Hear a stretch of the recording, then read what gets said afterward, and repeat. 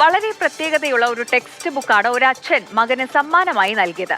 മുൻപ് എഴുതിയ കഥ CBSE പാഠപുസ്തകത്തിലെത്തിയതോടെ വലിയ സന്തോഷത്തിലാണ് 10ാം ക്ലാസ്സുകാരൻ അർപ്പിത്. കാര്യം എന്താണെന്ന് അറിയണമെങ്കിൽ നാലാഞ്ചിറ സെയിന്റ് ഗറേറ്റി ഹൈസ്കൂൾ വരെ ഒന്ന് പോകണം. എന്റെ കഥ അറിഞ്ഞില്ലേ? കഥാകൃത്തും സർപ്രൈസ് ആയിട്ടാണ് കഥ പുറത്തു വന്നതറിഞ്ഞത്.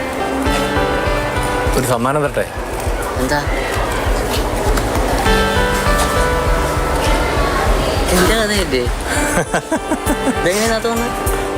അറിഞ്ഞില്ലായിരുന്നല്ലോ. ഇതാണ് സർപ്രൈസ് ഗിഫ്റ്റ് എന്ന് പറഞ്ഞു.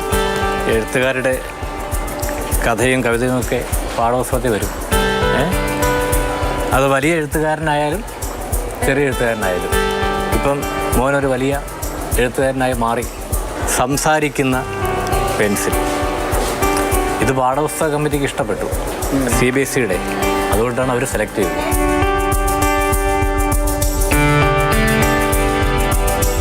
ഒരു 4ാം ക്ലാസ്സുകാരന്റെ മനസ്സിൽ തോന്നിയ കഥ 2ാം ക്ലാസ്സിലെ CBSE ടെക്സ്റ്റ് ബുക്കിൽ അച്ചടിച്ചു വന്നതിന്റെ സന്തോഷമാണ്. കഥ സംസാരിക്കുന്ന പെൻസിൽ. കേട്ടില്ലേ? ഇപ്പോഴും എന്റെ കഥയാണ് പറയുന്നത്.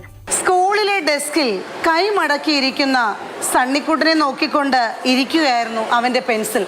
സണ്ണിക്കുട്ട, പെൻസിൽ സണ്ണിക്കുട്ടനെ വിളിച്ചു. സണ്ണിക്കുട്ടൻ ശബ്ദം കേട്ട ഭാഗത്തേക്ക് നോക്കി. അപ്പോൾ ആ പെൻസിൽ മാത്രം മിണ്ടാതിരിക്കും. നിങ്ങളുടെ മനസ്സിൽ അങ്ങനെ ഒരു കഥ വന്നോ?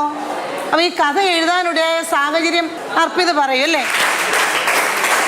നമ്മുടെ എഴുത്തിന്റെ ലോകത്തേക്ക് ഇനി ഉയരങ്ങൾ കീഴടക്കാൻ അർപ്പിതിന് സാധിക്കട്ടെ എന്ന് നമുക്ക് എല്ലാവർക്കും ആശംസിക്കാം അല്ലേ? സഹപാഠിയുടെ കഥയ്ക്ക് ചുറ്റുമുള്ളവർ കൈയടിക്കുമ്പോൾ കൂട്ടുകാർക്ക് അഭിമാനം. വളരെ അഭിമാനം തോന്നുന്നു. കാരണം നമ്മുടെ ക്ലാസ്സിൽ തന്നെ ഇങ്ങനെ ഒരു കുട്ടി പുസ്തകങ്ങൾ വായിച്ചും അത് എഴുതിയും ഇതേപോലെ പുസ്തകങ്ങൾ നമുക്ക് മുതൽ പ്രചോദനമായി തീരണം. എപ്പോഴും ശരിക്കും എനിക്ക് എഴുതാൻ തോന്നി. ആദ്യം എനിക്കൊരു കൗതുകമായിരുന്നു. ഫസ്റ്റ് തുടങ്ങുമ്പോൾ സണ്ണിക്കുട്ടൻ എന്ന് പറഞ്ഞ ഒരു കുട്ടി എങ്ങനെയാണ് ഈ പെൻസിൽ ഇതിനെ സംസാരിക്കുന്നത്, അങ്ങനെയൊക്കെയുള്ള അതിശയമായിരുന്നു. കഥ വായിച്ച് ആഴത്തിൽ അറിയുന്തോറും അതിൻ്റെ എക്സൈറ്റ്മെൻ്റ് ആയിരുന്നു കൂടുതൽ. എങ്ങനെയാണ് ആ കഥ അവസാനിക്കുന്നത് അറിയാം. മുനകൂർപ്പിക്കുമ്പോൾ പെൻസിലിനെ വേദനിക്കുമെന്ന് കരുതിയ വിദ്യാർത്ഥിയോട് അക്ഷരങ്ങൾ ഉണ്ടാകാൻ കാരണമാകുന്നതിൽ സന്തോഷമാണെന്ന് പറയുന്ന പെൻസിലിൻ്റെ കഥയാണ് പാഠപുസ്തകത്തിലെത്തിയത്. ഞാൻ നോക്കുമ്പോൾ നമ്മുടെ ചുറ്റുപാട് എല്ലാവരും സ്നേഹിക്കുകയും ത്യാഗം ചെയ്യണം. നമ്മുടെ പ്രകൃതിയല്ല. ഇന്നത്തെ കാലത്ത് മനുഷ്യർക്ക് ആ ഒരു ത്യാഗം ചെയ്യാനുള്ള ഇത് കുറയാണ്, സ്നേഹം കുറയാണ്. ഇനിയിപ്പോൾ അവൻ എന്ത് പറ്റിയെന്നോ ഇവൻ എന്ത് പറ്റിയെന്നോ അവൻ കഴിച്ചതെന്നോ ആരെങ്കിലും ചിന്തിക്കുന്നില്ല. അപ്പോൾ ആ സമയത്താണ് ഇവിടെ പെൻസിൽ ഇവിടെ അതിനെ വേദനിപ്പിച്ചത്. വേദന ഉണ്ടെങ്കിൽ പോലും അതായത് ത്യാഗം സഹിച്ച് മറ്റുള്ളവരുടെ സന്തോഷത്തിനോട് നോക്കിയാണ്. നാലാഞ്ചിറ സെന്റ് ഗറേറ്റി സ്കൂളിലെ 10ാം ക്ലാസ് വിദ്യാർത്ഥി അർപ്പിതിന്റെ അടുത്ത പുസ്തകവും പ്രകാശനത്തിനൊരുങ്ങുകയാണ്. വലിയൊരു വായനക്കാരനാണ്. അതാണ് എൻ്റെ പ്രത്യേകത. 2ാം ക്ലാസ്സിൽ പഠിക്കുമ്പോൾ മുതൽ വായിക്കും. 1ാം ക്ലാസ് പഠിച്ചപ്പോൾ ഒരു ഈച്ച എന്ന് പറയുന്ന ഒരു കവിതയാണ് ആദ്യം എഴുതിയത്. കൊച്ച് ഈച്ച എന്തിനു വന്നു, അതാണ് ആ കവിത. അങ്ങനെ തുടങ്ങുന്നത്.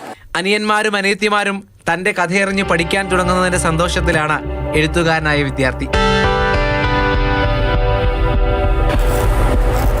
ആശയങ്ങൾ കഥകളാകണമെങ്കിൽ, ആ കഥകൾക്ക് അക്ഷരങ്ങൾ ജനിക്കണമെങ്കിൽ ഈ പ്രക്രിയ കൂടിയേ തീരും. കഥാകൃത്തിനിത് വേദനയാണ്. ഒരുപക്ഷെ ഇത് മധുരമുള്ള വേദനയാകും. ഒപ്പമുള്ളവരെ പ്രചോദിപ്പിക്കാൻ കഴിയുന്ന രീതിയിൽ വിദ്യാർത്ഥികൾ കഥാകൃത്തുക്കളാവുകയാണ്. ഈ കഥ ആരെയും പ്രചോദിപ്പിക്കാതെ കടന്നു പോകില്ല. പ്രേം ശശിക്കൊപ്പം രാഹുൽ ജി നാഥ്, മാതൃഭൂമി ന്യൂസ്, തിരുവനന്തപുരം. അക്ഷരങ്ങൾ നൽകിക്കൊണ്ടാണ് പെൻസിൽ എഴുതി തീരുന്നത്. അന്ധകാരം അതിനെ മാറ്റാൻ വേണ്ടി മെഴുകുതിരി എരിഞ്ഞു തീരുമ്പോൾ വെളിച്ചം തന്നിട്ടാണ് എരിഞ്ഞു തീരുന്നത്. ഇങ്ങനെയൊക്കെയുള്ള ആശയങ്ങൾ ഒരു 4ാം ക്ലാസ്സുകാരന് തോന്നി എന്നൊക്കെ ചിന്തിക്കുമ്പോൾ തന്നെ സന്തോഷം തോന്നുന്നു. അങ്ങനെ അന്ന് എഴുതിയ കഥയാണ് പിന്നീട് വർഷങ്ങൾക്ക് ശേഷം പാഠപുസ്തകത്തിൽ വരികയൊക്കെ ചെയ്തത്. രാഹുൽ ജി നാഥ് നമുക്കൊപ്പം ചേർന്നുണ്ട്. രാഹുൽ, കുട്ടികൾ ഇങ്ങനെ എഴുത്തിൻ്റെ ലോകത്തേക്കും വായനയുടെ ലോകത്തേക്കും ഒക്കെ കടന്നു വരുന്നത് കാണുമ്പോൾ ഒരുപാട് സന്തോഷം തോന്നുന്നു. ഒപ്പം അർപ്പിത്തിന് കിട്ടിയ ഈ ഒരു സമ്മാനം എന്ന് പറയുന്നത് നമുക്കൊക്കെ ചിന്തിക്കാമല്ലേ എത്രത്തോളം അർപ്പിത്തിനെയും അച്ഛനെയും ഒക്കെ സന്തോഷിച്ച ഒരു കാര്യമായിരിക്കുമെന്ന്.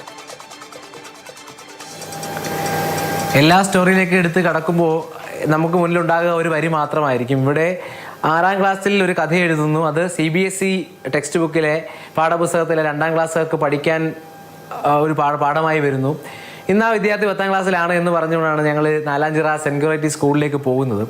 പോയി കഴിഞ്ഞപ്പോഴാണ് ഇതുവരെ 2 പുസ്തകങ്ങൾ ഓൾറെഡി എഴുതി കഴിഞ്ഞു.